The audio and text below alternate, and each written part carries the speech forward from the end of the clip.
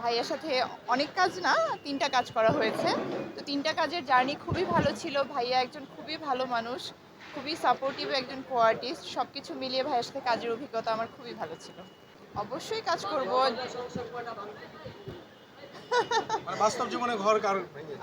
বাস্তব জীবনে এখনো কারো ঘর ভাঙিনি। যেহেতু আমি নিজেও এখনো ঘর শুরু করিনি। সো এখনো ঘর ভাঙার প্রশ্নই ওঠে না।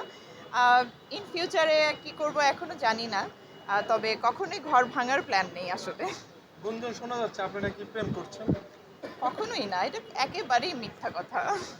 তাহলে কি প্রেম করবেন না? আমি প্রেম করলে সবাইকে জানিয়ে করব এবং সবাই জানবে যে এটা আমার বয়ফ্রেন্ড। আমি খুবই একজন ওপেন মানুষ, লাইক আমি সবকিছু ওপেনলি শেয়ার করতে ভালোবাসি। কেউ যদি আমার জীবনে থেকে থাকে আমি অবশ্যই তাকে সামনে নিয়ে আসবো, সামনে নিয়ে এসে সবার সাথে পরিচয় করিয়ে দেবো। আমার সামনে বেশ কিছু সিনেমা রিলিজ আছে।